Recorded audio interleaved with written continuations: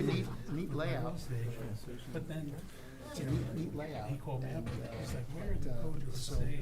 Show them. because that side entrance is gonna be blocked. Okay. So you need a separate egress. So they bust through that closet, they're opening up that closet, and they actually bust it through the front of the building, where it's all stonework, Yep. and they're putting in a door there. So that'll be a mirror, and they're putting concrete work. When it's all done, they're gonna chop it all up, they're gonna close it. Hilton's role in a project like this, they Hilton approves obviously, it.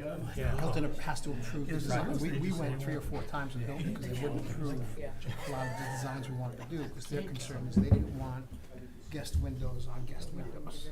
I really say. This layout is perfect because we're adding that on, only windows that'll be facing the guest will be like hallway.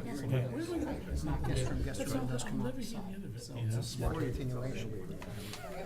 So, yeah, it took years. It took years to get it approved. What do we got first? The hotel was supposed to be 5 stories. Decided, well, let's make it 4. Cut costs and let's make it 4. Could have used that 5th story. Yeah. Would have been another like 40 rooms, which is what we're adding on now. That's it. Didn't we agree that we reviewed those ordinances about 2 weeks? Do you remember? Do we say what? We wouldn't hear ordinances without a 2-week notice? Ordinances. I remember you brought it up, and you wanted more time. And the town said that they would allow us 2 weeks before we decide to review. Is your voting? Went in on Thursday. 2 hours. Took a little run. Yes, I do remember the day before. It'll be like 2 months. Yeah, but I mean, this is kind of like involved. You know, and first of all, ordinance the way ChatGPT wrote it. Think about my trips. It's hard. Just getting out. It's like lights. Yeah. But yeah, everything's been more Right, yeah. Yeah, the license part. Oh, yeah. This could change from application. Yeah. Yeah, I think we got it, right? I'm ready. All right, I'd like to call to order the June 2026 meeting of the Point Pleasant Beach Planning Board. Larry? As the notice of the time of the meeting was given under the provisions of the Open Public Meeting Act and was posted and sent to the official designated newspaper in compliance with the law.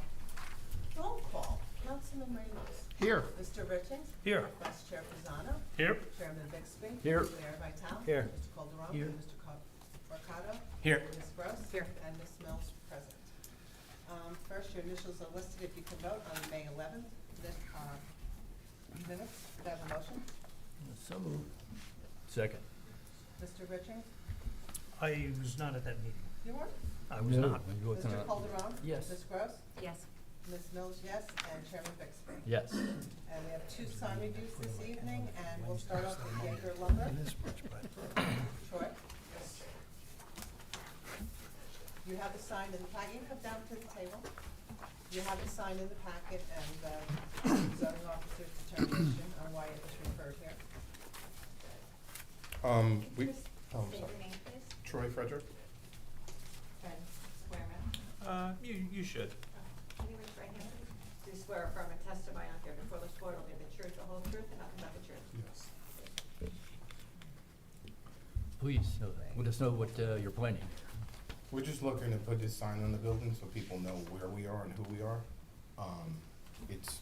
People drive by us all the time and never see a sign, and they're like, where's your sign? We have an older sign that was blocked by trees, but now they would be able to see that we're actually a business that's there. So many people been in this town for years, and they're like, we didn't even know you were here. This place is huge, and we just wanna, we took down the sign on the side where the train station was, which I would like to keep that too, but it's just too much work with that wall building too, so we decided to do it this way on the front of the building. And that's pretty much it. And I saw on the application, you had different options, and you've chosen one option with the 46-inch tall letters, is that right? Yes. And This is the guy from the sign company that's actually gonna be doing the work, that's why I brought him with me. okay, They'll be constructing, I don't know if, do you have the picture of the?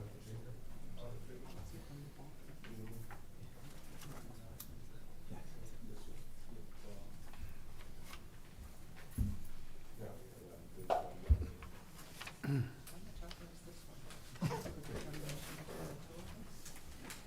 This is currently our Union store. They have it on the front of their building, and it'll be attached the same way. It's basically PVC, and they attach it with 2x4s, and they paint it Jaeger, the red color. That's all I got for you. Is that the same color scheme you're gonna be using? Yes. Can I keep that for the Yes. zoning officer? Just gets approved, so she knows the color.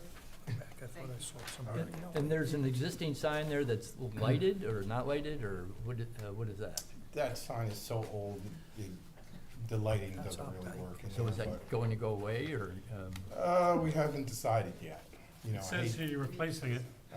well, we can replace it if that's what you want. No, it says here that it's being replaced. It's sort of being replaced, but it's not. We were gonna put more, so you can't read the front of it right now, it's yellow. And we were just gonna put more stuff over it. Right now, if you go by the building, it's yellow. It's like you can't read the letters, and the letters are way too small to even see from across the street. So that's why we're doing the Jaeger lumber above it, instead of having that sign there. That sign's been there for years, it really doesn't do anything, you can't really see it, you know. Now's the time to make the decision, because you're over the square footage, so we can let the building department know if you wanna replace it, that would be a good time to. We are gonna replace it, but we're not replacing the sign, we're just the front of it, like the. The what face, is- the plastic with the letters. Yeah. The sign will still be there. Yes, Same But- exact size. same exact size, everything. Okay. But it will have just different lettering, it's like little popping things, almost like the ceiling. yeah. We just wanna know the square footage. Yeah. Ray, do you have the square footage calculation anywhere? I don't, maybe I'm missing it somewhere. Yeah, so I was gonna ask that too. I don't see square footage I thought it was in her of what they're denial, proposing. no? I think she just said that She said it was it's over exceeding, allowed. exceeding He 40. said exceeds, that's, didn't give the size. I think she has, but, So 36 inches, so the one they're selecting, 48-inch, 46-inch tall letters that's the bigger one? by 600 inches. Inches. So let's see what that is. And we'll just take it as a rectangle. Not an arc, I can't calculate the arc. So it's 5 foot by, So that's 191 square feet is what is proposed, the upper right-hand corner, about 192 square feet almost, 40's allowed. where 40 is allowed. not including the existing. Not, sign. that does not include the existing. And this is located right across from the post office. Yes. The smaller one in the same configuration is 118 square feet. All right, is there any other comment or questions for Troy? Are either of these acceptable? The smaller one as opposed to the one that's much larger? We can make it You smaller. can do either? Yeah, we can do either. Looking at it visually, my thought or preference would be 118 square feet versus the, what was the other calculation, 192? 191. Yeah, I thought. I the think that's first- gonna give you good 118. signage, and people are I certainly don't gonna think be able to see anybody's it. gonna drive by Plus No. the other without side. seeing it. Plus the other sign. Plus the And other in that side. the example other that side you as gave well, us, it yeah. also didn't say lumber as well, right? This one. Say does. that The, again. the picture that you, No. the union From the is other well, office, union office. Oh, just that, said yeah, Jaeger. that's just showing you a picture of the Union store. right, but my point is does that sign on that store have lumber after it? Yeah, point of order. Yes. Yes, it does, sir. On You're the talking other- about this, yeah. Do I need to? You're not sworn in. Okay, I can get sworn in if you want my name. Okay. I just not having the all Yeah, I understand. Tony Cretel, Cretella. Thank you. Just raise your hand. You swear affirm the testimony you give before this board will be the truth, the whole truth, nothing but the truth. I do.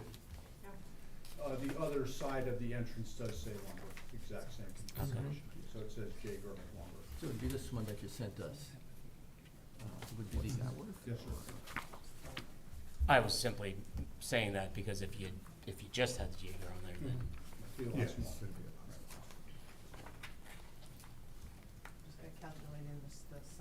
small sign too, for a total of square Okay. footage. Math quiz.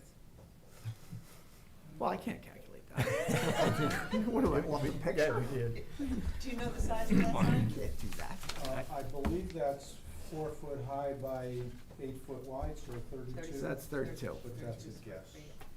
And 118, 150, Getting closer. 149.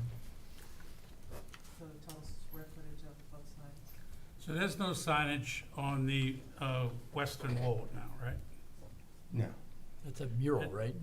Or- there's a mural there, yes. And is there any signage on the inventory lot? On the, Across the street? on the Central. northwest corner? No, there's Okay. nothing over there. Maybe signs on the gate, but that's it. But they can be ripped off. Okay. So this sign on the warehouse would be Jacob Lumber and the box light sign would be all that would be Yes, between all the buildings? pretty much, yeah. I mean, there's a sign on the building next to it above the door, but that's been there. Okay. Nothing big like this besides that? No, And right now, it's just plain, you know, it's just the siding, yeah. just plain sign. Well, why I think it's larger than, you know, typically, but I think it adds, you know, it looks good on the building rather than just have just the plain siding sitting there. And I think it would be. It's spread over a lot of, I mean, it's not like they have a single lot. I mean, there's a lot of property there between the warehouse, the actual showroom on the corner. It's nice that they have the mural facing the west side. I've always liked that. And then they have the lot in the back, you know, the flat stock lot. I mean, to me, if they go with the smaller, you know, I mean, I don't think you'll miss Jacob Lumber from Space even with the smaller one. It's a big facade too, right? So- Yes, yeah, oh, yeah. But I think it still looks appropriate, you know, that's just my opinion, even the bottom right, I think maybe the bottom right one. Any What's the other- sure footage on the bottom right one, Brad? That was the one that was 118. Thirty- There's- bottom- there's- bottom- there's- thirty- I'm only, Come on, I'm paying attention. Glenn, you're talking about the 36-inch letter? this one here, Yeah, I 36 think inch. looks proportionate. that would- And I mean, you know, so we're like limited, we have code that we have to, you know, stay within. And, you know, so I like the big letters, but I think that the smaller ones still look great.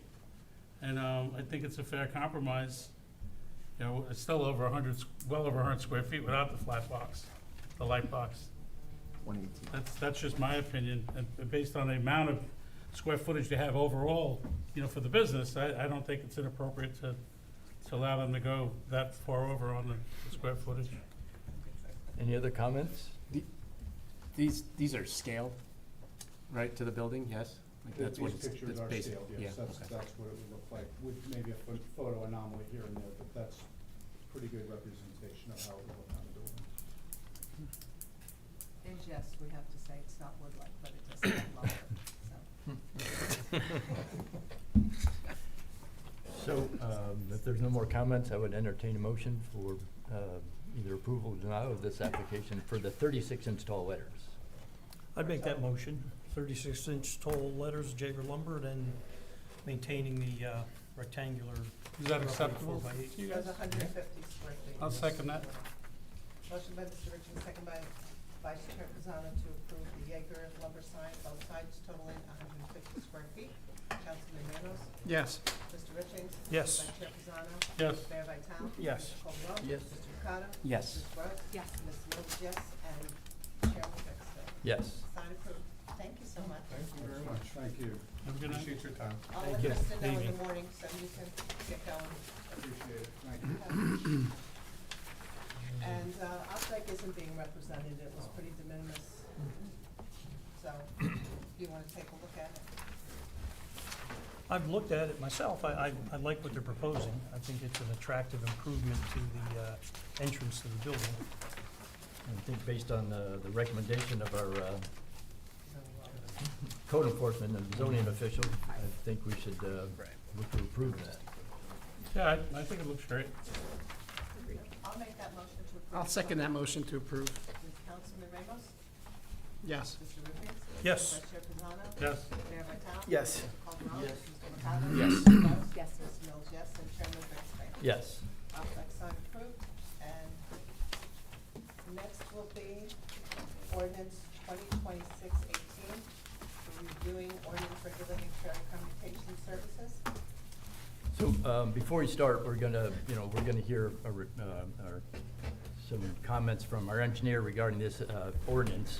And then we will open up the meeting to the public for comment. Now, just so you know that our review of this ordinance is fairly limited. And it's limited to the point where we want to ensure that it's in compliance with the master plan. So I would just encourage you guys that if you do want to comment later on in the meeting, that you just keep your comments focused on the master plan and what our goal is here for the review process. We're not limited to just the master plan. Under the statute, we can comment on anything dealing with the Well, I ordinance. suppose we could, but our main goal is to see Well, it's that- it's a yes, compliance review for the But master the plan. statute says you can comment and have an opinion on any part of the Yep. ordinance, Certainly, so the yep. ordinance is not limited. Okay. Well, the attorney can tell us that. Yeah, well, I'll read from the statute. statute. When it's a land use ordinance, and it's referred, has to be referred to the planning board. And you have to submit a report within 35 days of the referral, or if you don't, then it's waived. A report which includes the identification of any provisions in the proposed development regulation or amendment which are inconsistent with the master plan, and recommendations concerning those inconsistencies and any other matters as the board deems appropriate. Ultimately, the governing body, when considering the adoption of a development regulation, shall review the report of the planning board and may disapprove or change any recommendation by a vote of a majority of its full authorized membership, and shall record in its minutes the reasons for not following such recommendation. And if the board fails to act within 35 days, then that is waived and the governing body moves forward without any input from the planning board. But just to be clear, we don't have a veto right. We weigh in on whether we believe it's consistent or inconsistent, and any recommendations you may have related to the ordinance. Ray? Or we say nothing. We weigh in whether it's consistent or inconsistent, or we don't have to respond at all, you're saying. Well, theoretically, if you took no action, then after the 35-day period runs, then yeah, the governing body can act as if you had reported no inconsistencies and there's no elevated vote or anything else.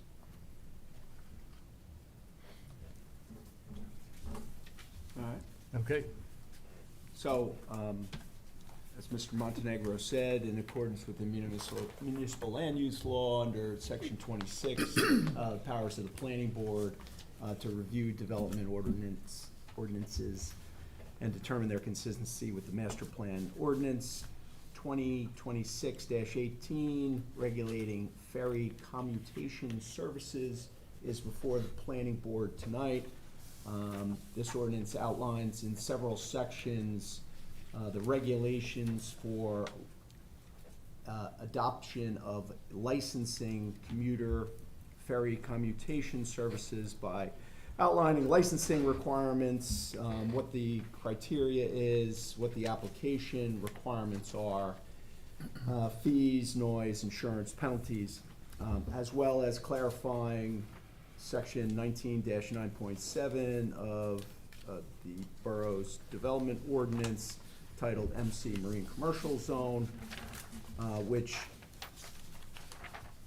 amends the permitted uses by clarifying that currently one of the permitted uses is marine service such as dockage, boat hauling, sales, repairs, marine supplies, and equipment sales. And then added to that definition is marine service shall include a ferry commutation service as defined under section 6-16, which is part of the ordinance before the board and the governing body of the code, but only if validly operating pursuant to a license issued therefrom. So basically that says that unless you receive a license for a ferry service, then it is definitely not legal, and then the borough could take appropriate action. So with regard to the ordinance and with regard to, mostly with regard to the marine commercial zone, I reviewed the most recent borough's master plan, the 2021 reexamination and master plan amendments. In there I found several items I thought were worth mentioning to the board. With regard to general objectives, regulate the unique and valuable resources in the community, the beach, ocean vista, and river frontage, and strengthen the borough's resort economy and tax base. Certainly, I would say that regulating a regulated ferry service would strengthen the borough's resort economy and tax base. Under local development code considerations, it is recommended that the marine commercial zone be revised to encourage more uses that are compatible with the waterfront and complement the existing marine industry. Permit dock facilities as accessory uses. And then finally. Ray, can you read that whole? Sure. That whole. Is It says, while the zone permits buildings to contain more than one permitted use, it is not clear if that would permit uses that themselves are a combination of uses that are permitted in the zone, such as marine service with a fueling station. It is recommended that the ordinance be revised to specifically permit uses that are a combination of any uses permitted in the zone. This is not a permitted use. So there's been no official submission to the zoning officer for her to render an approval or a jurisdiction on that, to my knowledge. So it's not a listed permitted use, so under 19-5, in prohibited uses, in each zone in this chapter, there is a list of uses permitted within the zone, with the express intention that all of the uses not listed as a permitted use for the zone are prohibited. Okay.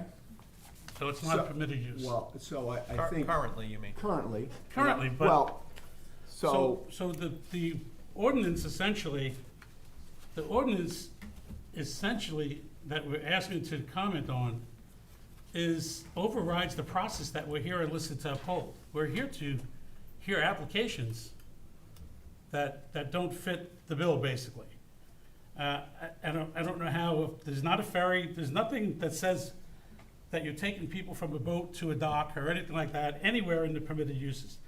Not one, we can go through all the permitted uses and we can talk about them, but not one of them says anything about bringing a boat in and unloading people. Nothing of the sort. So what I would say is that when the governing body reviews development ordinances, they would sometimes add to permitted uses in the zone or take away uses that are permitted in the zone and render them no longer permitted. That is not atypical, I would say, in any development ordinance. But we're here tonight for the board to comment or vote on whether this is in line with the master plan. Is that correct? Whether the ordinance comports with the master plan, that is correct. But if the master plan, it says specifically, permit uses that are a combination of any uses permitted in the zone, and currently it's not a permitted use. It's not in line with the master plan. The master plan also says. Well, I would say that. But if at number 43, it says it is recommended that the marine commercial zone be revised to encourage more uses that are compatible with the waterfront and complement the existing marine industry.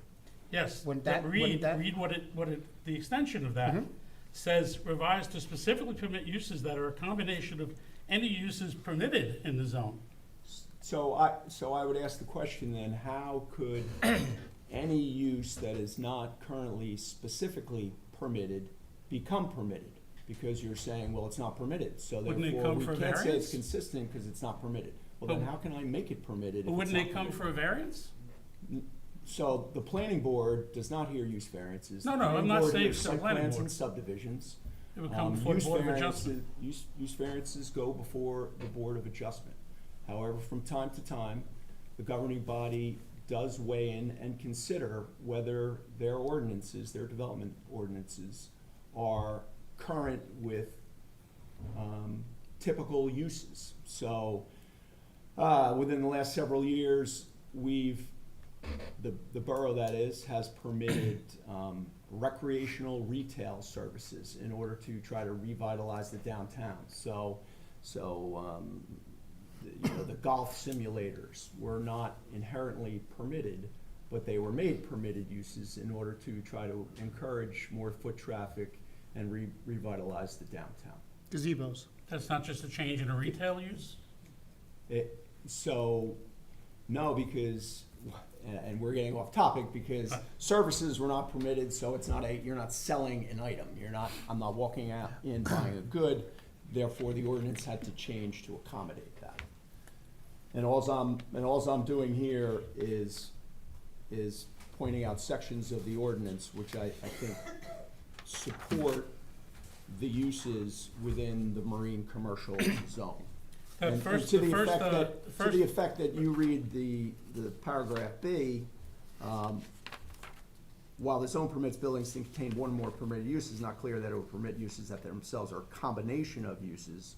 So it appears to me that that paragraph is actually encouraging additional use in order to continue the economic viability of the marine commercial zone. It says to me that even though it might be two approved uses, you might not be allowed to have those two uses in combination. Glenn, I got just a quick question about. But just one, before you go, the first statement you made about economical, that's about downtown. Well, because I was making that as a point of reference with But regard it's in to the master adding plan permitted when you uses. speak about downtown. I'm sorry? It speaks about, that's when you're speaking about downtown. So I was just making a point of reference as to adding permitted uses to a zone that otherwise did not have those permitted uses. I mean, realistically, it says in the master plan, where an application would be good for this is on Channel Drive. It actually calls that out, where it could be better on Channel Drive. It doesn't say anything about Inlet Drive about doing anything like this. So, It calls out Channel Drive by the name, by Channel Drive, not by Marine Commercial.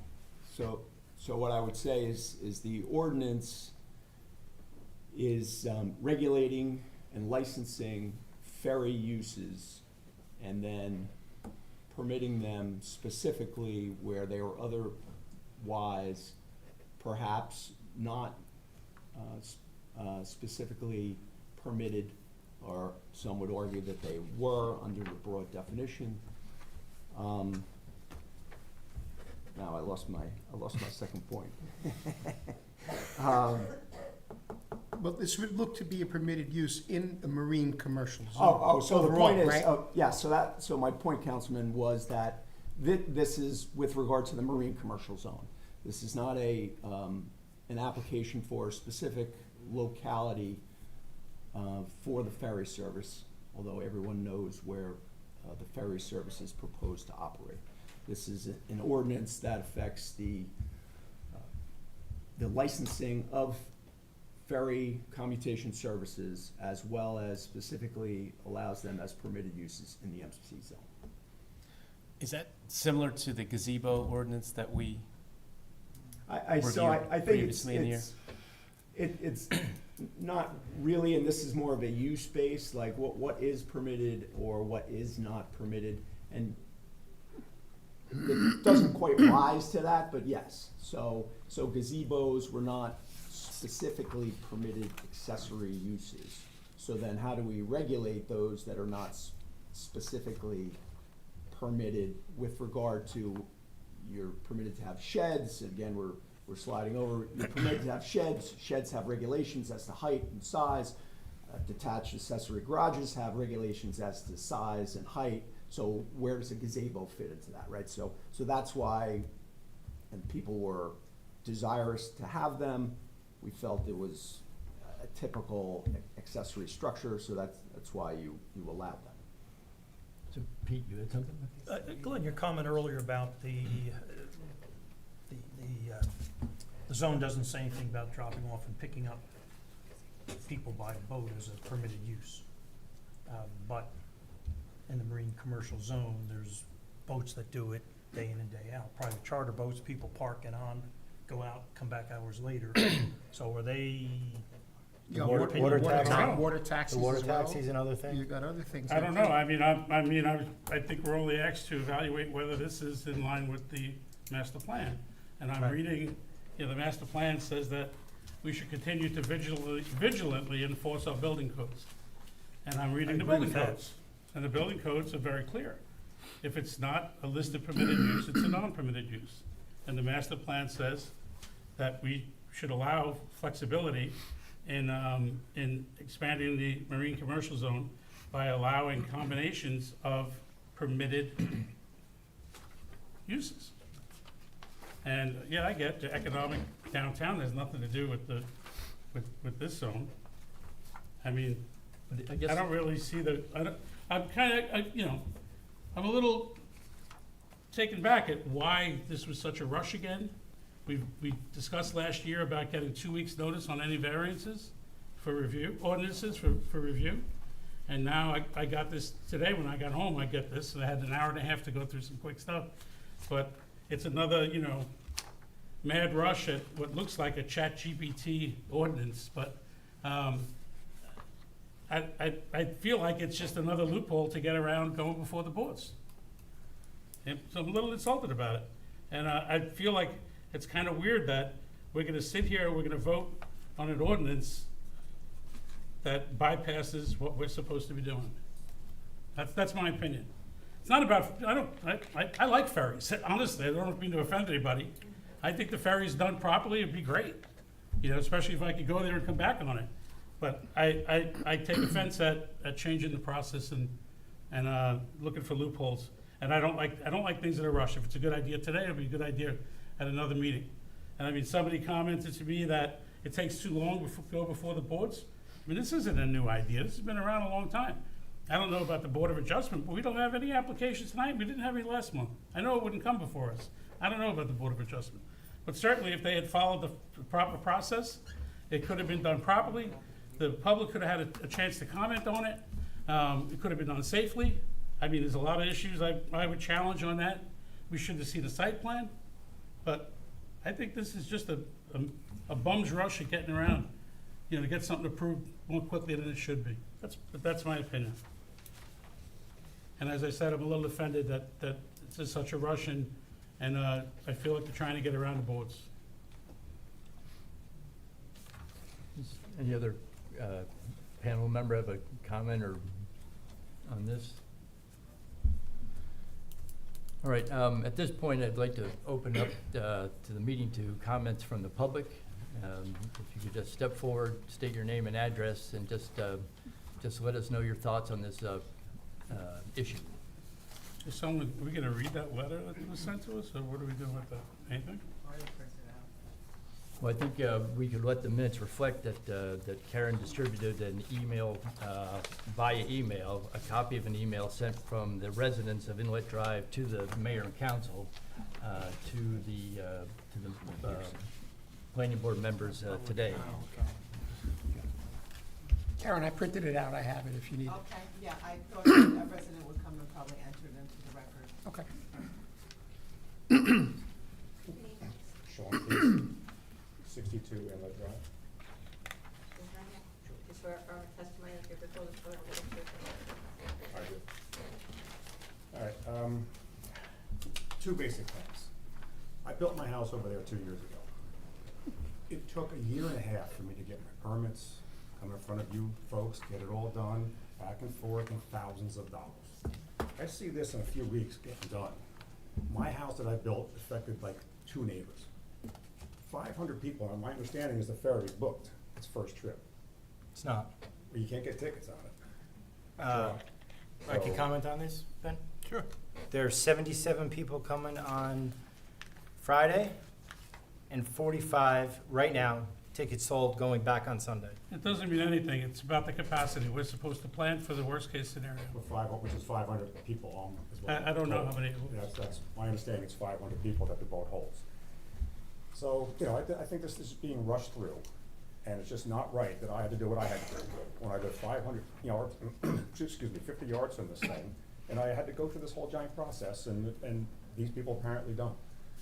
And the second thing is the facilities down there. If this thing comes even half full with 300 people on it, there's not enough bathrooms down there. And I know the gentleman that was here last time was saying, oh, the shrimp box has no problem using their bathrooms, and Sinners, they can use their bathrooms. No way. No way in heck are they gonna let these people who are standing around for hours, drinking as a bar in the boat, when they come on, off, they're all gonna have some stuff going on, and they're gonna want these people standing in their restaurants and using their bathrooms. It's not gonna happen, because it's just not. I'd like to read a comment from Michael Collins, the borough attorney who drafted this ordinance, to Kristen Troncone. Just again, that this is all a mad rush, and tweaking it as they go, making it up as they go. And he says, I'm sorry to interrupt you. Yes, sir. He says, asking about facilities and support for the group, he says, my guess is they will have to go to the Porta-John route. That's another thing. That's how this is being planned out, and the borough attorney's planning it out. Yeah, and that's a line of about 5 or 6 of them against somebody's building that, aren't, if they're not taken care of or emptied on a regular basis, in 90-degree days, it's gonna be a problem. So, again, I'm not against the ferry. I think Channel Drive is a place for it, not Inlet Drive. It just doesn't have the capacity, and I don't know, we're gonna line all these Ubers up, 200 or 300 people getting off, they're all gonna need Ubers, and there's nothing but handicap spots all along by the Reds there, on that curve. So you can't put cones out and block those handicap spots, because they get used by the fishing boats. So I just want to comment on that. So the plan is to have shuttle buses to take the passengers off at that dock and shuttle them to a different location in town where the Ubers, their family, whatever is gonna be there. So, Whose plan is that? the police department, myself, borough administrator, So, and C so the Street. municipality's paying for that? No. C Street will be. All right, yeah, but, also again, I don't know what kind of, are these buses they're gonna bring in, or what, because I already. It depends on how many people, so, Right, so, I love the shrimp box, I live right across the street, but there's, buses that come in every day and drop off a bunch of people. They sit there and I don't care, because they're good people, they don't bother me, I don't bother them, so I'm not complaining about them. I said, we already got buses parked out there. so these buses are gonna literally take the people on and they'll be out in however long it takes to fill the buses. These are just things I'm bringing up, that this got happened so fast, that I don't think any of us really know what's going on. I got neighbors who are, of course, own summer houses on that block, who aren't here. They don't know anything about this. So I know about 4 of them that found out about it recently. So there's, other people on this block that just have not been able to say anything about it. So I just say, give it some good thought. Thank you. Anyone else? And Chairman, just if I can just Yes, double please. back to the procedure and the process, just so I want to make sure the public's on board with what's going on. So this is the referral of the ordinance to the planning board. We review, report back to the governing body, as we talked about early on. We don't veto anything, we don't say yes or no. Ultimately, it goes back to the governing body, and that is when there will be a public hearing on this. Under the statute, technically, you could have just done the report without public comment. We always do public comment because we invite public participation.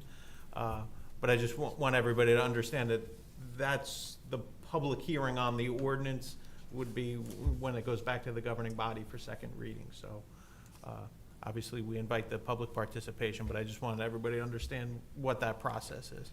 Thank you. Thank you. Name and address? Michael Quirk, Quirk, 78 in my drive. Do you swear or affirm a testimony you give before this board will be the truth, the whole truth, and nothing but the truth? Yes, I did. Just to expand a little bit. First off, at the last meeting, no one,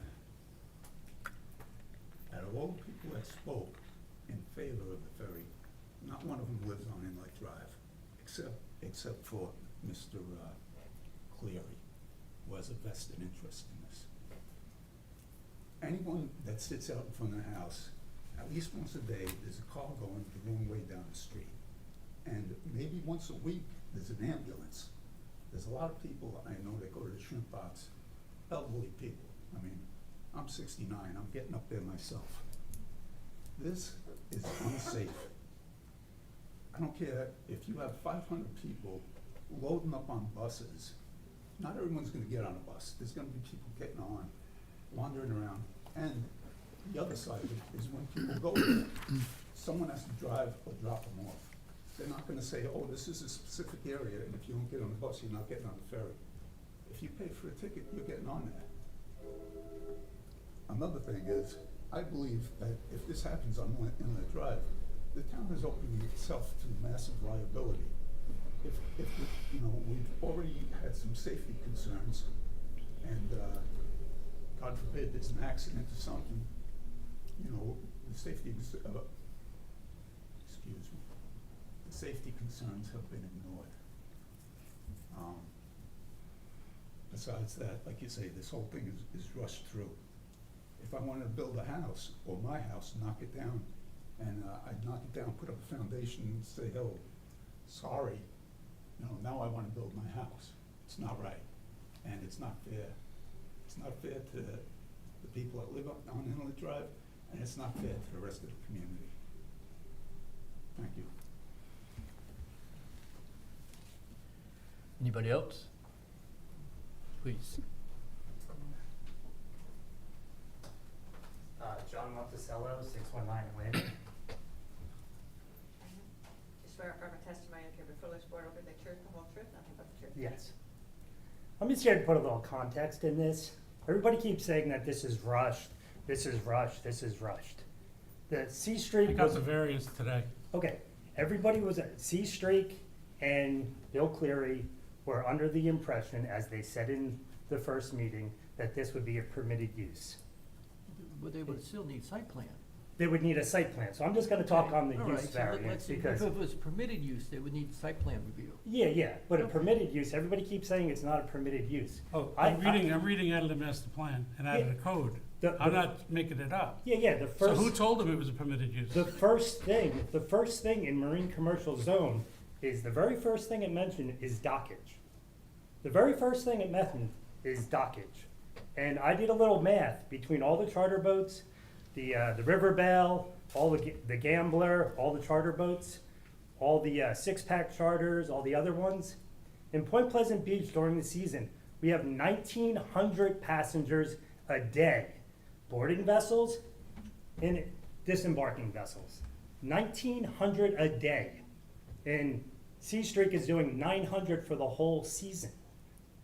So they didn't rush something. They had a basic understanding that dockage was a permitted use. I'm talking about what we're reviewing today. Mm-hmm. What we got is absolutely rushed. I got the. Yeah, but I'm just trying to give you a little Okay, context. but you're of what saying I that he was talking told about. it was permitted use. Who told him that? It was assumed. Assume, It was that's ridiculous. It was assumed by the three marine professionals in the room. Myself, Bill Cleary, and the operator of Sea Streak. Well, he's a businessman. Wouldn't he go to the building department and make sure of I, that? like I said, I'm not talking about What are you the defending? The site definition, plan. the definition of dockage from Google Okay, refers to the fees charged for a boat or ship to use a dock, pier, or marina. It can also mean the physical space facilities for berthing, the act of tying a vessel up, or a deduction in wages. And if you know, yeah. okay, it doesn't say anything about people getting on and off boats. Glenn, we're here to hear Yeah, their yeah. comments, not debate Yeah, their position. but how is this any different than the water taxi? How is this any different from a water taxi? Where does it say in any of the use that only 25 people can get off? Only 50 people can get off? Yeah, we should look at that too. What, does it say that the River Belle can only have 100 people? I don't know. That's all I'm only regulated. talking about what was presented for us to review. But it's consistent of all, within sight distance where Sea Streak is going. There is literally 500 passenger come on and off boats a day. I know, I understand it's in a marine commercial zone, and I feel, you know, I feel for the people that live right there, but I used to live on Chicago Ave. Every morning I would hear people boarding the charter boats, and then at 5 a.m. they would be loading the clam trucks. I chose to live in a marine commercial zone. You're gonna have noise, you're gonna have cars. I mean, it's not like this just popped up. You know, there's been charter boats there for 80 years. This is consistent use, and then they say it's not a permitted use. Is a parasail boat, is that a permitted use? I could let you read what permitted uses are, if you like. I mean, it seems you've read it already, but I can read them out loud if you like. But how, okay, can you differentiate what's the difference between the riverboat and the? I can and a ferry? differentiate what it says in the code Does to what we're talking about. Does it say anything? One application if it was an application, wouldn't have any bearing on another. So what's existing or what they're doing has no reference, bearing on any application. But I mean, he has the dock there. If you brought a charter boat there, that would be a permitted use. So there's an Then it would only go to the there's site an plan. existing variance. Has anybody looked at the existing variance for that property? So we're not talking about a specific piece of property. Right. We're talking about an ordinance that's being considered for second reading by the governing body, and it's before the planning board for master plan consistency. So this is not a site plan application. There's no, really should be no discussion with regard to specific piece of property absent the marine commercial zone as a whole. Agreed. Okay, so then my thought would be a ferry or whatever you call it, it's just a passenger vessel. You know, you can't differentiate a charter boat that goes fishing, a water taxi, a parasail. You know, under the Coast Guard rules, it's all considered a passenger vessel. So the discharge, the loading of passengers and the discharging of passengers in a marine commercial zone is what's been going on for 80 years, and this is consistent, which should be in the marine commercial zone. All right, any other comments or? No, that's it. And like Okay. I said, you know, the whole thing, I hear on Facebook and I hear everybody that this was rushed and they were trying to get by the rules and this and that. And as he explained, they do this in multiple other towns and they have never had a problem because they are I have just. to ask you this question, why didn't he submit a site plan then? If you I- thought it was a. Like I said, I thought, Okay, but that's, we're really at a point now where the zoning officer has made a determination. You can argue all you want that Yeah, yeah, it yeah. should be a permitted use, but that's a non-issue. yeah. It's not a permitted use, is why we need the ordinance amended. Yeah, no, Okay. but like I said, I'm just wondering why they split hairs, that why is a ferry. But that's already been determined. Okay. But I guess it hasn't been because no variance has been put in there, so it hasn't been determined whether it's a permitted use or not. Well, no, the zoning officer did make that decision, and the council adopted the zoning Okay. officer's decision. Okay. I'm just trying to figure out why, it's getting so much pushback because it is, in my opinion, it's consistent with what But should that's go on in a the marine zoning commercial officer's zone. opinion counts. Yeah. Okay. Okay, thank you. Thank you. And this isn't so much about what the use is as what the process has been. Yeah. And you're saying it's not rushed, but the timing is rushed. Well, like I said, I'm not familiar with what a site plan would have to do. Like, if you brought a charter boat there, I don't know what the process would be. I think there is a site plan. Oh, I'm just talking about the whole thing has been rushed from my perspective, being on the planning board. Because we Yeah, agreed yeah. last year that we wouldn't have anything presented to us in less than a 2-week period. And Yeah. now, I got this last Thursday, I saw it, and then I got an amendment changed today. Mhm. So certainly less than the 2-week timeframe that we agreed upon. Yeah. So as far as the process, it's absolutely rushed. Yeah, I mean, what I the don't guy. understand why. What the guy from C Streak said, he did not know that this was going forward. He had to wait for approval from the Coast Guard. So once he got approval from the Coast Guard, then he said it was a go. Then he thought it was a go. It seems pretty silly that someone would go that far down that lane without ever asking anyone in authority. Unless somebody told them, otherwise, that it would work out. Yeah, but, Permitted use, whatever. but like I bring up, does a water taxi that comes to any dock in Point Pleasant Beach and unloads passengers, 50 passengers? I'm not talking about anything except the C Street. I'm talking about Yeah, what we're yeah. talking about tonight. But can you understand how, you know, an operator would have that assumption? Like the water taxis in Brielle, they're not saying, hey, I'm gonna go drop off people in Point Pleasant Beach, I better go get a site plan. I mean, based on what you're saying, a cruise ship could pull in here if it could get up to the No, inlet it without could. asking, because, hey, The I draft saw would be this, I so saw high. the pontoon The boat draft drop would off be people. But yeah, I mean, it's just, you know what I mean, it's. Yeah, I understand what you think. Yeah, that's just basically, I wanted to put a little context in there, that was it. Thank you. Thank you. Thank you.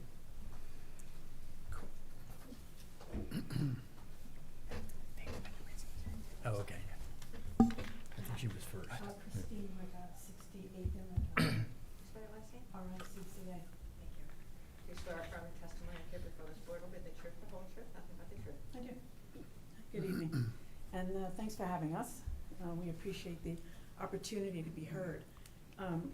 We agree, as the folks that wrote the letter, I'm one of them, that the process being evaded, right, is really kind of what's infringing, like, on our rights as citizens.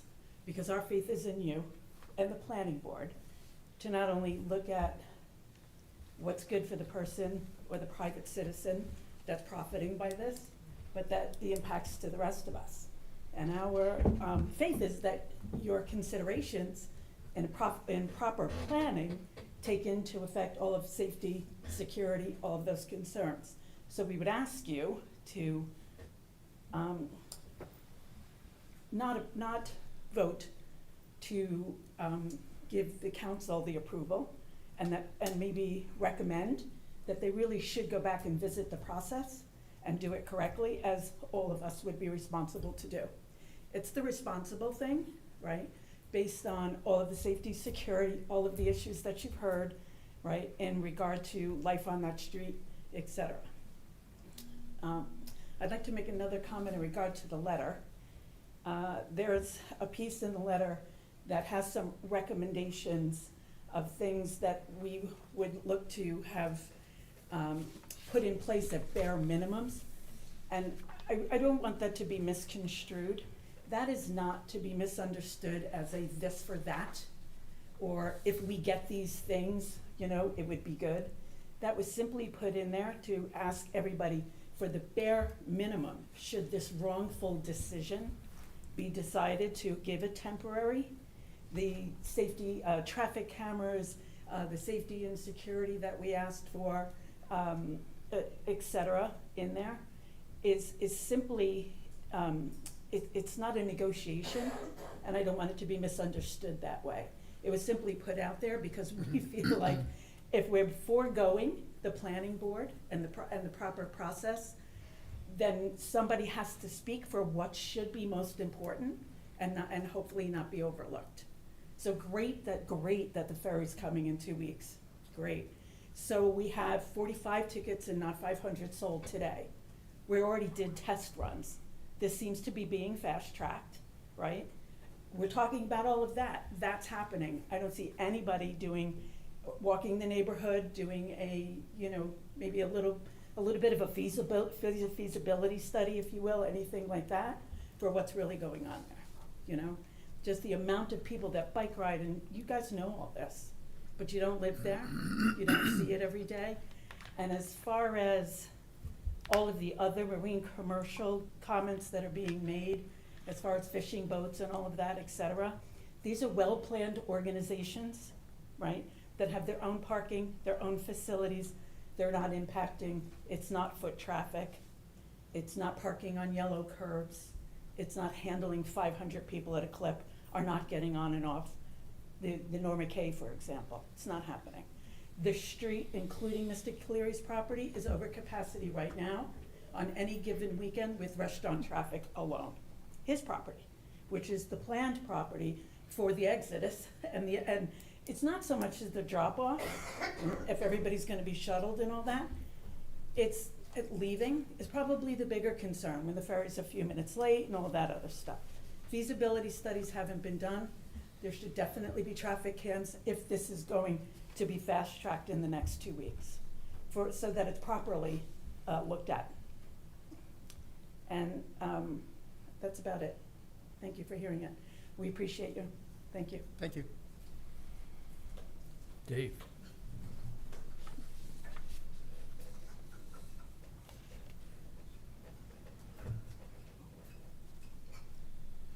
Old age.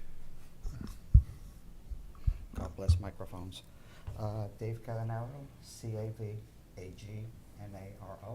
118 Parkway. Can you raise your right hand? I'm sorry, oh, Do you swear or affirm the testimony you give before this board will be the truth, the whole truth, nothing but the truth? I do.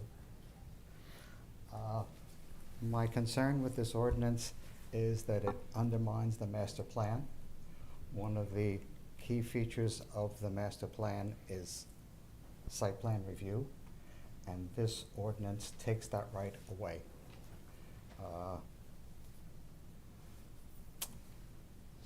State Land Use Law 40:55 DS mentions site plans and fees, and 40:55 D20, site plans are the exclusive to boards. No one else. Can't be shared, can't be given, can't be taken. This ordinance is taking it away from the board. It is giving it to the administrator and a group of other people to review, not just the zoning official. Further, if this ordinance passes, it allows temporary approval of ferries going forward. So whatever you're going through right now, it can happen again and again and again with this ordinance. And one of the worst aspects of it is when they pass another temporary, they can waive site plans again. They don't have the right to do it. That's a violation of the law. This ordinance should not go forward. And I realize you don't have the authority to do that, so I'll be saying this again. But whatever you do decide, there are aspects of this that are illegal according to state land use law. And for the people who say, fishing boats, I think some of them predate the ordinance, which is why they don't have the permits. And I don't know of any other fishing boat that doesn't have considerable parking, unlike this situation. And what's very different about the ferry, this is interstate. I know people who have traveled on ferries, different states, and one of the things they notice is that there are bomb-sniffing dogs and metal detectors. If you're coming from one state to another, that's another safety consideration that's not addressed here at all. And I think there was a request from the zoning official about the application including a sunset clause, and I didn't see it in the ordinance. That might be something that you want to consider also. Thank you. Any other public comment?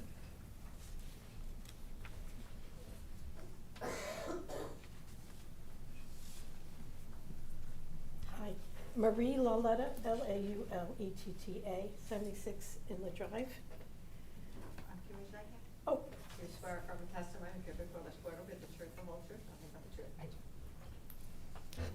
I've been asking, I live on Inlet Drive, obviously. I have been asking over and over again, where are you going to put the cars that are gonna do the pickups and the drop-offs? Now, I'm hearing tonight shuttles. If there's 200 people, and I'm gonna be a little conservative, how many people, how many cars do you think that constitute?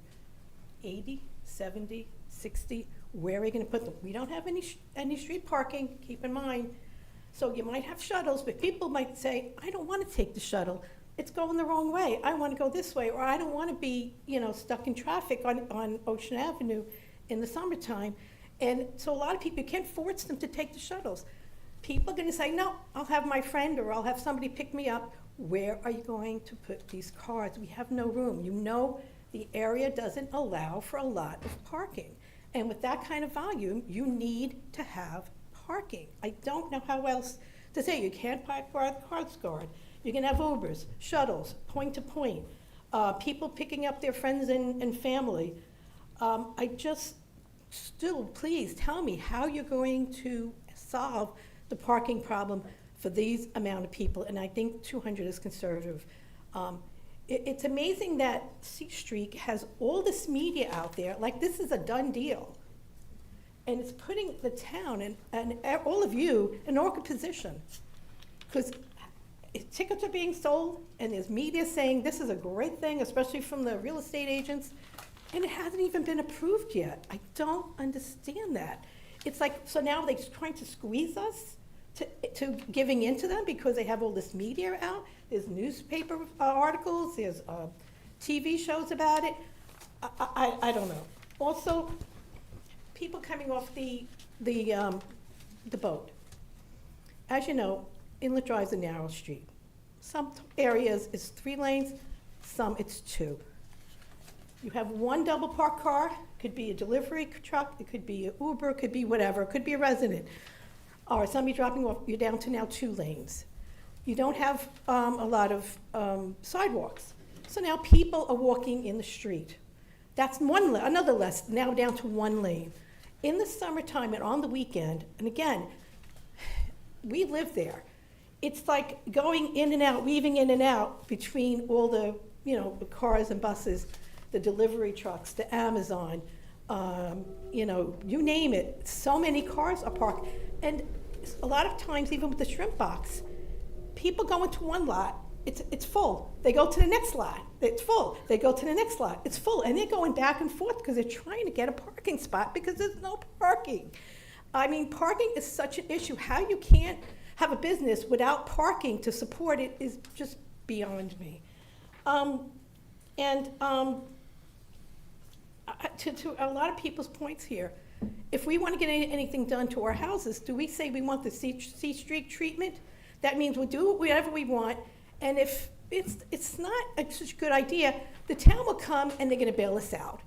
It's not right. It's not right that this one person gets to fast track, and as everybody else has said, and everybody else has to go through the proper procedure. Nobody knows Inlet Drive like we do.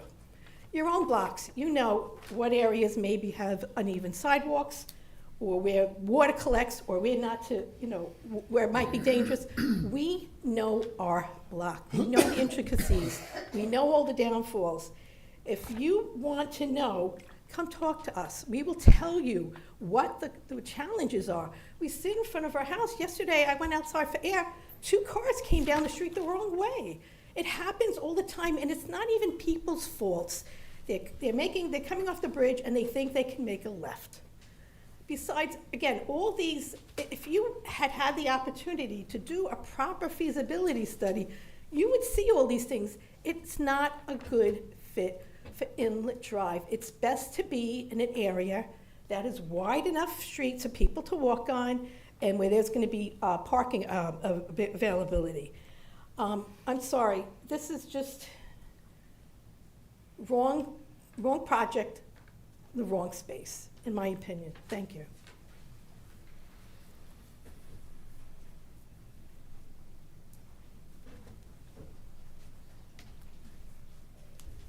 Mary Alice Kinsella, Kinsella, 74B Inlet Drive. Do you swear affirm the testimony you give before this board will be the truth, the whole truth, nothing but the truth? Yes. I had a whole bunch of stuff written out. I also have a cold, so I'm not sure my voice will hold me up through of it. So a lot of it was said by other people, so I just want to reiterate. I agree with a lot of the things that were said tonight.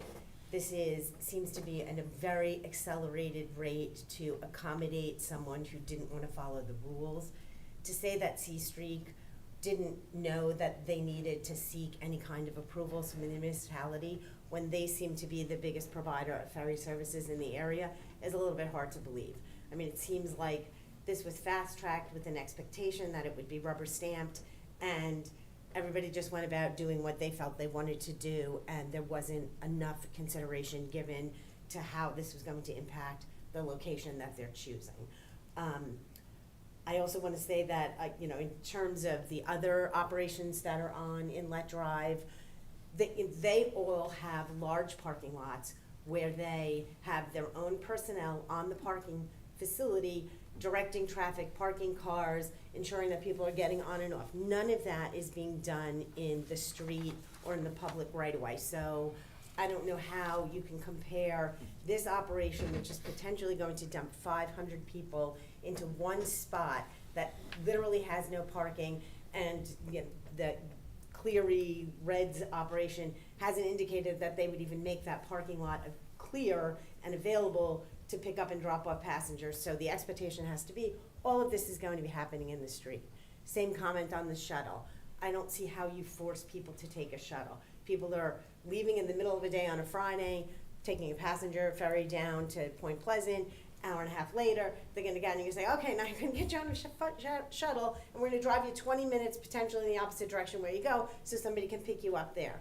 That doesn't make a lot of sense. If it works for people, it works for people. I don't think you can force people to take a shuttle once they arrive, and you certainly can't force them to take a shuttle to come to depart from the ferry location. So for all those reasons, I think that, this is really being done without giving like proper consideration to what the rules are that in place that should be followed.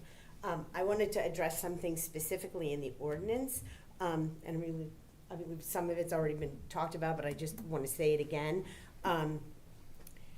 The discussion at the council meeting was that there would be a temporary ordinance that would be, or a temporary license that would be issued.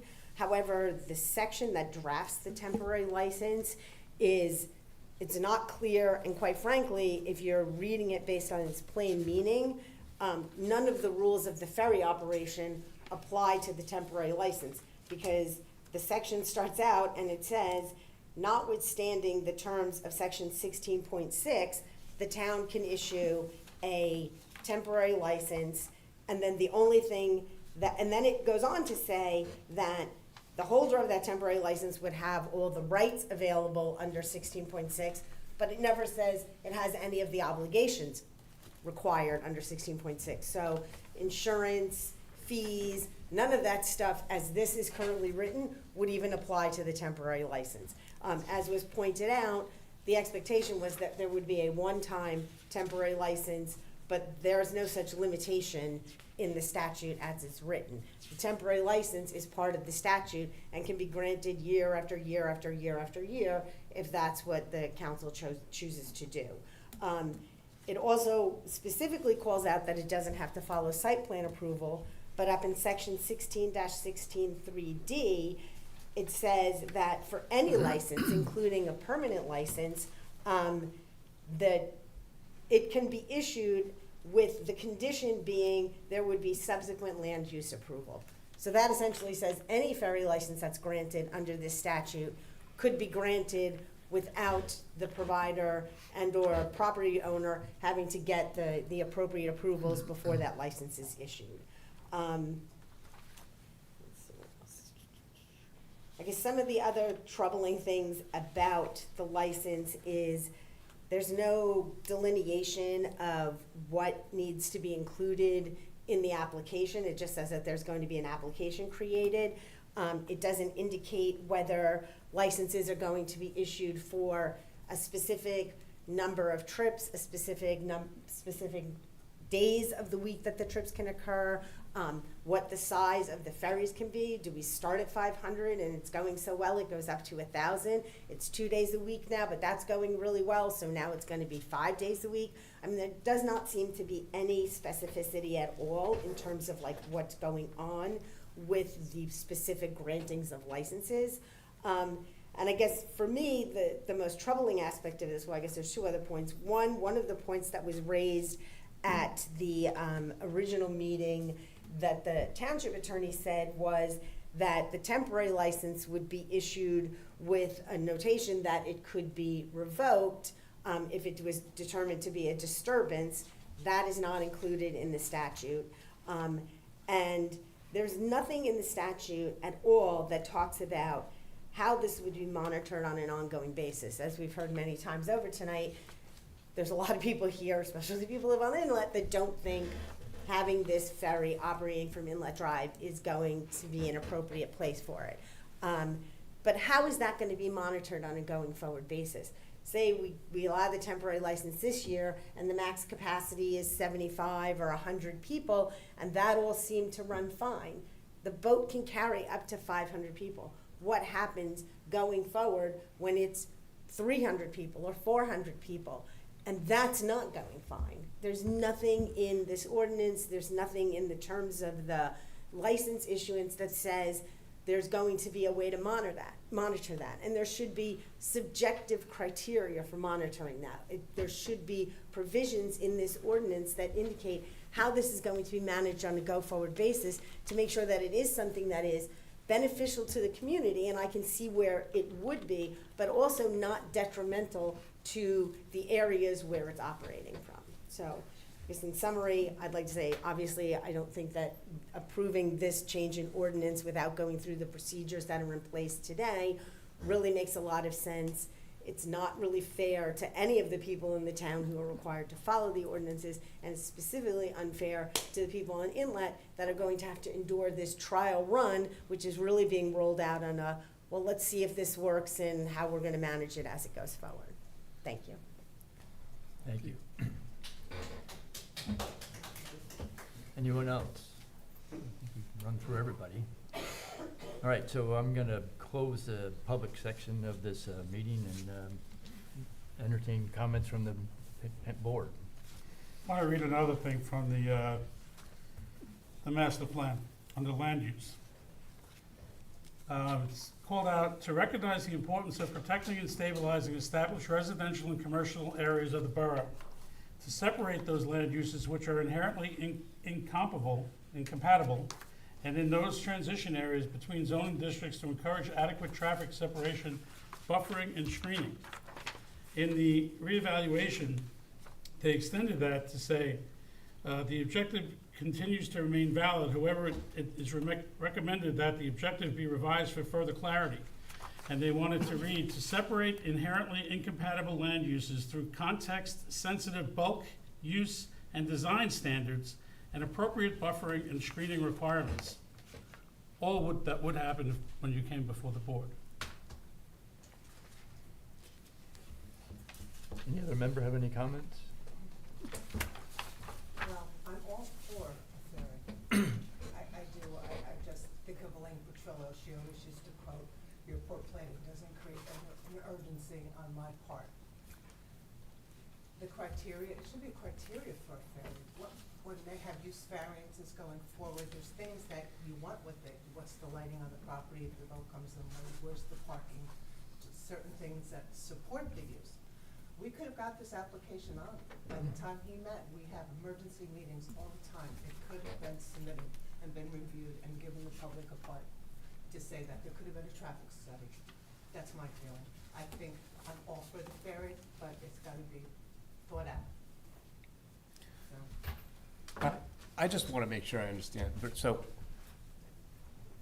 what we're voting on tonight is whether or not we feel that this ordinance, I assume as it is presented, is consistent with the master plan, right? So if there are specifics within that, because if I look at this letter, I look at this cover letter from Eileen, and it says this ordinance regulates ferry commutation services, and if I think about that statement in relation to the master plan, how I read it and interpret it, I would agree that it does, but what I notice, and I think what a lot of people are saying here, is that how this is being accomplished is where the real issue lies, right? So,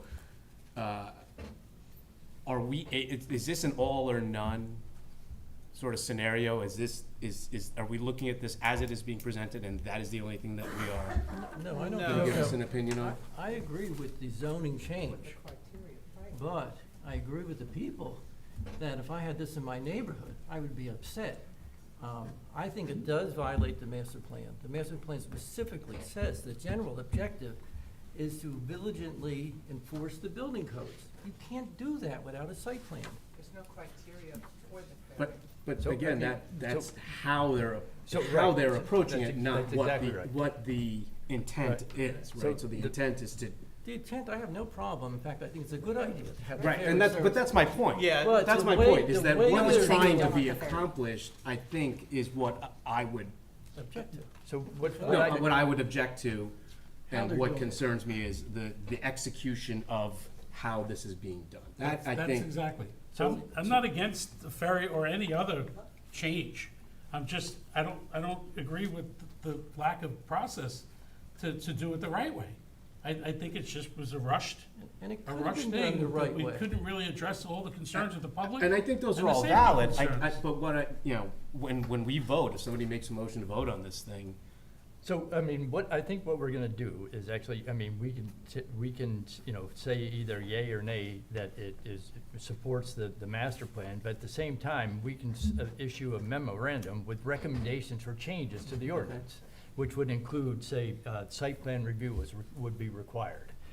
You know, the temporary license and terms and, of those temporary license, you know, have to include a sunset rule if they're not met by, you know, if they don't met by 90 days, and that, you know, we can make certain suggestions and recommendations to the council to improve this ordinance. Well, but that can't be done on the fly tonight. I mean, there's a lot of things in here. You know, if you review this ordinance and we should have a meeting and go through this ordinance. There's a lot of stuff in there that's concerning. And I mean, part of this application, and I don't know if we're allowed to talk about it or not, but I don't think this whole thing is safe the way it is now. I mean, if you put 500 people, what's that, 100,000 pounds? Well, not me, but 500 people, it's 100,000 pounds on a 5-foot wide dock without any railings. They show the boat at the dock, but they don't show the ramp down because it's a 40-degree angle. You're coming off there in a wheelchair at a 40-degree angle onto a dock that's 5 foot wide if you with no railing. There's a lot in here that needs to be looked at. I don't think that we could make suggestions to revise the ordinance. That's not our business. And Well, it is our business. Well, I mean, it's not. I don't know what the requirements would be. You know, there has to be railings. There has to be at the end of the dock. There's a drop off. It's not ADA compliant. It's pretty obvious. You know, and then there were prior variances on this property already, which would have to be weighed in on that as well. I think what we're asked to do tonight is to say whether we're in support of it or not, the ordinance or not. But we're in support of ferries, just done. So that's really the discretion of the board as to how you frame the report back to the council. And just hearing some of the comments, you know, perhaps one way to segregate it out, at least the first core component is which is really the primary land use component of this, which is making the ferry commutation use a permitted use in the MC zone. I think you could take a vote on whether you believe that particular change or component of the ordinance is consistent or inconsistent with the master plan. And then separate out the process, you know, whether you separate out, say, the temporary or even just the licensing process, whether you believe that is consistent or inconsistent. And then if you have specific recommendations, you can make them. If you don't feel comfortable, you don't have to. The only reason I say I would recommend you, to the extent you can, vote on something, whether it's separated out or a total thumbs up or thumbs down, is again, if you don't do anything, unless you're gonna call a special meeting, that gets you back here within that 35-day window, then your failure to act will be a waiver of any input on the ordinance itself. And listen, at the end of the day, the governing body is gonna be able to do whatever they wanna do if they have the votes, whether they make any changes to this ordinance or not. But if you wanna weigh in on it or be heard, you know, I think now's the time to do it. But this part in here, the way I read it, and I think Mr. Caradano said it basically takes future applications out of our hands. Somebody could go and, you know, to the borough administrator, and he's got a sub-panel that they review it and they decide if they're gonna give, you know, ferry licenses. And it's not restricted. I mean, there could be many ferry licenses. But I mean, you know, I don't see how we would approve anything that takes it away from the boards, not just us, but Board of Adjustment. The attorney's right. I mean, if we don't act, the council can do whatever they want. Well, they can do whatever they want anyway. If we make a recommendation, by law, they have to tell us why they didn't accept our recommendation. So you look at it, I think we'll take a vote, Is whether that we true? agree Is that the that law? the ordinance should be amended, and then deal with some recommendations to the council of what you'd want to change in this ordinance. And I may add that at our last meeting, we had added additional dates for planning board meetings of the 15th, the 22nd, the 29th, and the 20th in July. So we could conceivably meet again next week to discuss, more of this, of these issues to get closer to, recommendations to the council. Could we, Yeah. Ben, if we voted or didn't vote at all tonight, could we have another meeting? So we have the other meeting already scheduled. Could we have like a subcommittee meeting to come up with a list of parameters that we'd want to vote on? No, it has to be done in the open public, so your deliberations have to be done in public. That's why I said theoretically, don't take this the wrong way. Theoretically, you didn't have to open to the public because ultimately the public has their say at the governing body meeting. We do that because we like the participation and like to hear what the public has to say. But yes, but the deliberations have to be done by the board in open session, and then the report comes back from that. So if we wanted to have, that's a week from today, right? On Monday, it's already scheduled for special, we approved it at the last meeting, So if we had another meeting a week from today, on Monday, the 15th. yeah, You'd still be within your 35-day window. so we don't have to do anything today realistically. Because there's not a council meeting between now. No, there is. No, you're There's right. not. So we don't have to do anything tonight if we don't want to. You don't have to, you don't have to do anything, we can you meet don't on have to do Monday. anything within the We can be 35-day better window, you prepared. could just let it Could we pass. split the actions? Could we do, I mean, I'm just looking for options. I'm not endorsing any particular I'm just course thinking, of you know, action. sometimes, always, thinking about it for 24 hours or 48 hours yields a better thought process. I don't disagree. We're still meeting before the council meeting. We're still meeting Yeah, on before the Monday. council meeting, so we're not holding up anything. Right? We're not holding up anything, right? If we do I that. don't believe so, I think it's currently on for the 16th. 16th. Yep.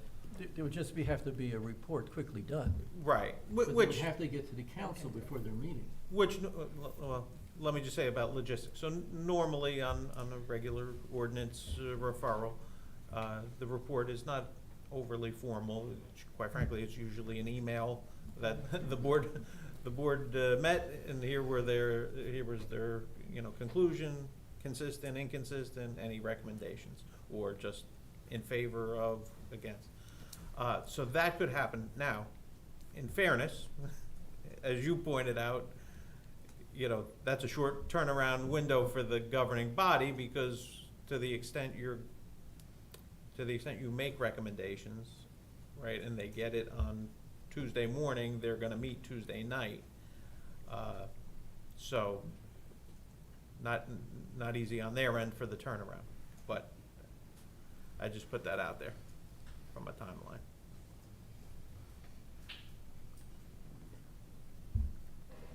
All right, so we have the option of, potentially voting on at least the issue of whether it conforms or doesn't conform with the MC zone of the use of ferry commutation in the MC zone, and make recommendations tonight, or we could just vote on one thing, and then, or we could table it to next Monday when everybody's had a chance to review the whole thing, and, come better prepared for, recommendations or thoughts on the process. Again, the drawback is it doesn't give the town council a lot of time to deal with any comments or recommendations we make. Well, we can advise the council that we have problems with the ordinance, and and we're gonna meet again next week. I mean, give them Well, we notice. certainly can do that, yes. Yep. I think they know. Yeah. That's right, we got a third of it here. But it is difficult, again, getting a report first thing on Tuesday morning, Exactly. and then having each council member read it, the attorney read it. Will it be on Zoom? Will our meeting be on Zoom? Oh, we're live streaming right now. Yeah. No, but I mean, if That's we had a 28 special people meeting, if we had a special Of meeting, course it is. then I think the council may wanna look at it. Watch us. As it exists today, to me, there's no question that it does not, that it's in conflict with the master plan, as it exists today. I mean, I don't have any problem with the, C Street and the ferry or any of that. I just think that there's a lot more that needs to be done before just, before this can happen. I mean, I guess, To that note, if we were gonna vote on it tonight, I would vote no. I would probably put it a different way myself, in that I think what the purpose of this ordinance is in alignment with our master plan. However, you know, how it accomplishes that is something that I think needs to be further discussed.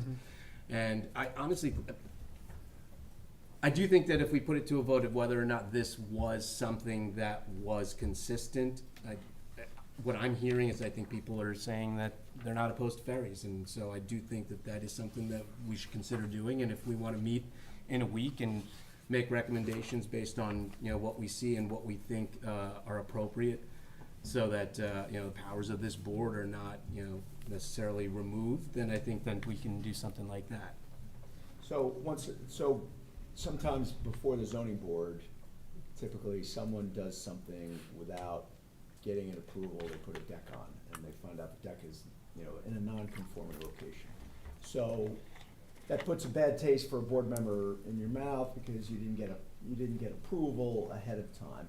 However, the guidance that's provided to the voting members is that regardless of, you know, how that applicant came before you, you should look at the application as if it's a clean slate, as if they're coming to ask for the deck. So I think in that regard, with regard to this, I hear a lot about, like, this has been hurried and, you know, this is too fast. So I would recommend that you, to some degree, put that aside and look specifically with regard to the ordinance and the provision for the MC zone in your deliberations. And while certainly there's a desire to be punitive, that's not often the best route. Just That's a good comment by Ray, and, you know, when we deal with those situations where we talk about forgiveness ahead of the application. But this hasn't happened yet. No, I understand, but what I always like to say is, you shouldn't look at it with a punitive eye, right? With the flip being, they get no extra credit or sympathy that it might cost them more if you say no and now they have to take it down. So you don't get a benefit to say, oh, you know, it's there already, don't make me tear it down. But to the same extent, you don't get punished for having done it. I'm just ahead not of time. following you, because I don't understand the what ferry you're hasn't saying at all. arrived There's yet, no so there's correlation. nothing to turn down or send back. No, I think Ray's comment was, the ordinance that's in front of you is about a ferry commutation use in the MC zone, an ordinance related to that. A lot of the comments are about a particular site, about a particular process of what is going on with that site. And I think Ray accurately pointed out that as you look at this, whether it's tonight or for next Monday, look at the ordinance as a whole. Not just for that site, not just for, But they presented it for that site.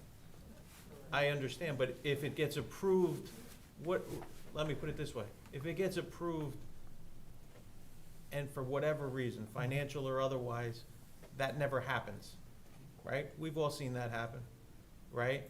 This ordinance will last going forward. Sure. So today it may be that site, maybe that site never actually happens, but 6 months from now, it may be a different site in the MC zone. So look at the ordinance and the process that's in the ordinance from that perspective, and I think that was And good that's where I counsel by started. Ray. And that's where I started, Ben. Yeah. You know, but the master plan says, continue to vigilantly enforce the building codes. And then I went to the building codes and I went to the marine commercial uses, and there is no such use or anything that remotely suggests that's a use. And then I went to prohibited uses, and said if it's not a listed use, then it is a prohibited use. And I went to the master plan, and it says, while the zone permits buildings to contain more than one permitted use, it is not clear if that would permit uses that themselves are a combination of uses that are permitted in the zone, such as marine service refueling station. It is recommended that the ordinance be revised to specifically permit uses that are a combination of any uses permitted in the zone. And, you know, so all of those things in combination with the conflict, with the bulk of this, in the neighborhood, it's obviously in Well, you're really saying two conflict different, with but the- you're really yeah. saying two different things there. Because you started when you said you were in favor of the use in the Oh, zone. I'm in favor of ferries. I'm saying if it's done properly, you know, we could work through all of these issues. I understand, but everything you just read about it not being a permitted use, that's what's before you. Do you want to take it and make it a permitted use? So, And separate, and then separate out these other issues Look, listen, I'm about gonna take off, I'm process. gonna take off my council hat right now, okay? Because I'm not sitting here as a member of the council right now, I'm sitting here as a member of the planning board. And to my understanding, what we're charged with doing tonight is, yeah, and don't get me wrong, I have many concerns. I went on vacation, I was away for 3 weeks in Spain and Portugal. Ideally, it was an ideal time to be away, apparently. But, you know, but, you know, so that being said, I educated myself on this, I watched all the things, I made some phone calls, I still have some questions in my head, but my role here tonight is to look at, is a ferry commutation, something that should be permitted in the marine commercial zone. And specifically was stated tonight that we are not looking at any one particular parcel of one particular thing. So that's where, in my head, and everything that I looked at, you know, and Glenn brought up some good points, but I was looking at a lot of the same ones, and, you know, it's all interpretation. I think it's a matter of semantics. I see where the master plan amendments also added set objectives intended to promote sustainability, resiliency, resolve parking issues, minimize the risk of local flooding.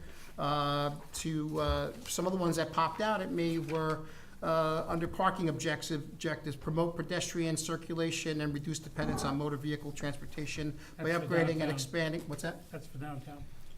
Well, again, I'm looking at parking objectives, okay? It's And not I just for mean, downtown. It's under the downtown portion. well, I mean, I think It's not. anywhere specifically, if you have the opportunity to slow down traffic and have people come in a different way, increase, let me see, again, local development consideration, evaluate quality of tourist accommodation, well, it's accommodations, hotels, marine commercial zone. I went to the same ones that Ray went to. It is recommended that the marine commercial zone be revised to encourage more uses that are compatible with the waterfront and complement the existing marine industry. Permit dock facilities as accessory use in the zone, such as marine service with fueling station. It's recommended that the ordinance be revised to specifically permit uses that are a combination of any uses permitted in the zone. I'm not reading in that as punitive, you can only do one or the other. Again, I am not in that business, I'm not in the marine commercial business, I'm in the hotel business. And we are a resort town, and I'm just, overall, I think that, you know, in my opinion, from my hat of the planning board, it follows along with the master plan. But that's just my 2 cents. But if you also have the ordinance, can you require things in it when we make a recommendation that you permit the use, but you want parking to support the use, just like a business is a restaurant? Mhm. You Yep. require parking to support the clientele and different things towards the use. Well, I think I agree that, with everything, there has to be a game plan on how to deal with issues. Okay. And I think that, yes, and there are issues with this, and they have to be talked about. No matter who's running. And you know, someone had mentioned, I Fair in think, general. Mr. Cavagnaro mentioned sunsetting, okay? Yeah. I like the sunsetting idea, okay? But I think that I still have a bunch of questions from that side, but from this side, to me, it's just a general thing. And I my think 2 it cents. aligns with the master plan and the MC zone, so I'm good. So my understanding of the master plan is this is, you know, why we do things. And the how is how things are done is by ordinance and by, you know, by the town council as, you know, how things are gonna get done. Now, my opinion in terms of the master plan compliance of this ordinance, it does reduce dependence on motor vehicle transport. Under the smart growth, it adds a variety of transportation options. It encourages commercial usage for year-round seasonal populations. It increases transportation options under the Energy Master Plan, multimodal transportation options, and decreases congestion. In terms of its compliance with the master plan, I think it meets the requirements. Now, how it gets executed, it obviously, has a lot to be determined and That's a debated. big question. And but that's not what's before us this evening. So, does anybody want to make a motion one way or the other, or? But even if we made the motion, are we still meeting to make our recommendations? I would think that would be a wise thing to do. I think, there's enough questions and enough. Meaning that we approve the idea of a ferry in the MC zone anywhere, just that's, but meeting to make our recommendations to support the use? Is that what it is? Yes, basically, I would bifurcate it like Ben said, Yeah, just okay. whether this ordinance is in compliance, meets the master plan, and then we can meet next Monday to discuss all the issues that have been brought up forward, which many are very legitimate, that we can make a recommendation memorandum to the town council based on what we've heard this evening and our own thoughts.